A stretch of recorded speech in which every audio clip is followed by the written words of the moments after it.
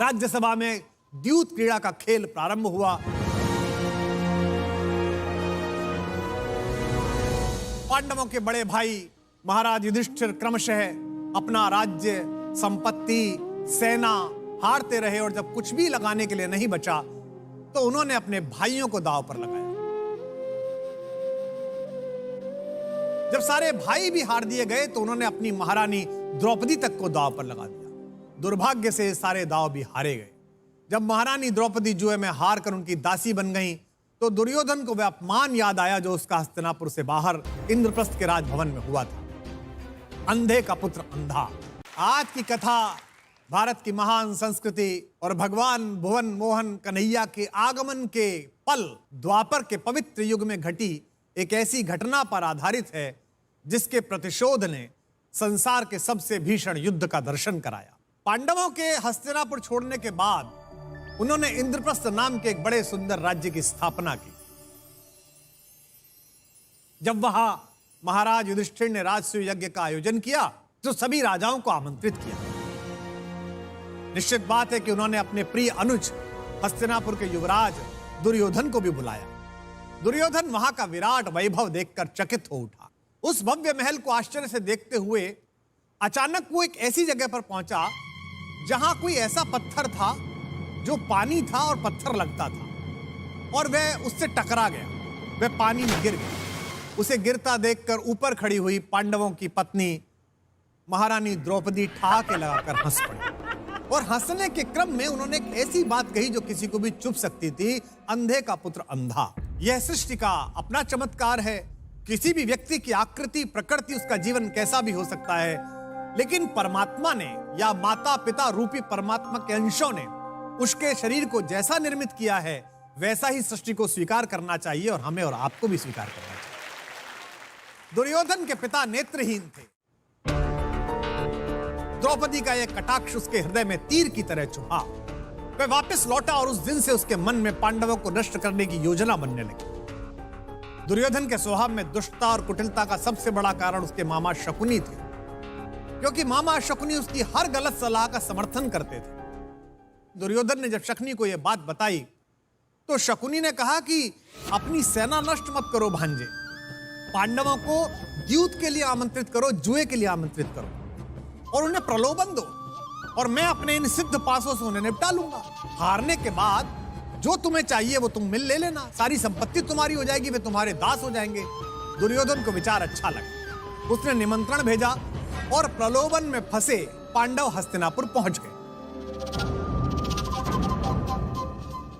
राज्यसभा में द्यूत क्रीड़ा का खेल प्रारंभ हुआ। पांडवों के बड़े भाई महाराज युधिष्ठिर क्रमशः अपना राज्य, संपत्ति, सेना हारते रहे और जब कुछ भी लगाने के लिए नहीं बचा तो उन्होंने अपने भाइयों को दांव पर लगाया। जब सारे भाई भी हार दिए गए तो उन्होंने अपनी महारानी द्रौपदी तक को दांव पर लगा दिया। दुर्भाग्य से सारे दांव भी हारे गए। जब महारानी द्रौपदी जुए में हार कर उनकी दासी बन गई तो दुर्योधन को वह अपमान याद आया जो उसका हस्तिनापुर से बाहर इंद्रप्रस्थ के राजभवन में हुआ था। अंधे का पुत्र अंधा।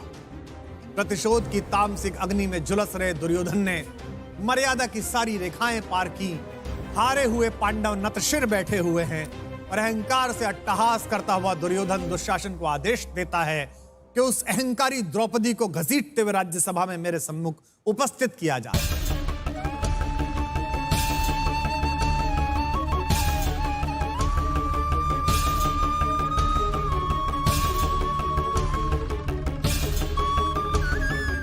दास बने हुए पुरुषार्थी गांडीवधारी धनुर्धारी अर्जुन चुप हैं, भीम चुप है, सदा सत्य की समीक्षा करने वाले युधिष्ठिर चुप हैं। प्रतिशोध की आग में जल रहे दुर्योधन ने द्रौपदी को सबके सामने उसी राज्यसभा में निर्वस्त्र करने का निर्णय लिया। दासी बनी द्रौपदी अपनी लज्जा के लिए सबको पुकारती रही। उसने विदुर को पुकारा, अपने पतियों को पुकारा। अंततः हस्तिनापुर सिंहासन में बैठे हुए राज्य सत्ता के वे महनीय लोग जो गुरुवर द्रोणाचार्य, गुरु कृपाचार्य और पिता में भीष्म कहलाते थे, इन महत्वपूर्ण लोगों पर कोई असर नहीं पड़ा। सब चुप बैठे रहे। जब किसी ने कोई रक्षा नहीं की और दुशासन साड़ी खींचने लगा, तो असहाय द्रुपद सुता ने उसी को पुकारा जिसकी शरण में अंततः सारी सहायताएं लोप हो जाती हैं। भुवन मोहन कन्हैया कृष्ण से गुहार लगाई और कहा भी जाता है कि निर्बल के बल तो वे ही हैं। भरी राज्यसभा में अपनी लज्जा को बचाने के लिए तड़पती एक स्त्री की पुकार जैसे ही कृष्ण तक पहुंची,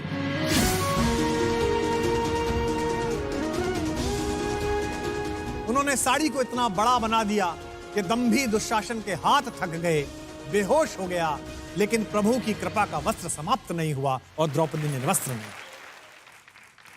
उसी क्षण द्रौपदी ने उस राज्यसभा के सामने दो भीषण प्रतिज्ञाएं की। जिस जंगा को फटकार कर दुर्योधन ने अपने भाई की पत्नी को उस पर बैठने के लिए अमर्यादित आमंत्रण दिया था, उसने दुर्योधन से कहा कि तुम्हारी मृत्यु इसी जंगा के टूटने से होगी।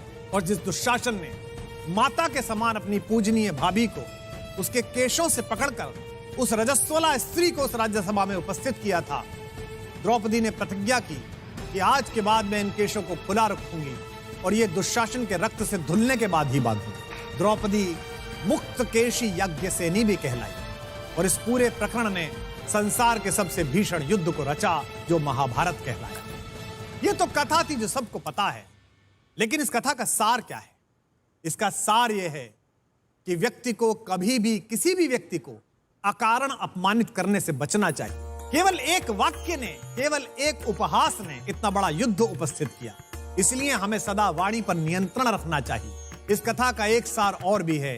धर्मराज, युधिष्ठिर, अर्जुन, भीम जैसे परम प्रतापी योद्धाओं के सामने उनकी लज्जा निर्वस्त होने के लिए आतुर थी, उसे निर्वस्त करने के लिए दुशासन आतुर था, लेकिन वे कुछ नहीं कर पाए क्योंकि उन्होंने स्वयं को भाग्य के भरोसे छोड़ दिया। जुआ भाग्यवादी होने का प्रतीक है। जब भी आप स्वयं के पुरुषार्थ को भाग्य के सामने समर्पित कर देते हैं, जब भी आप भाग्यवादी होकर कर्म करना बंद कर देते हैं, तब आपका सारा पराक्रम, तब तक आपका सारा पौरुष आपके सामने ही पूरे संसार के सामने लज्जित, पराजित और ग्लानि से भर जाता है।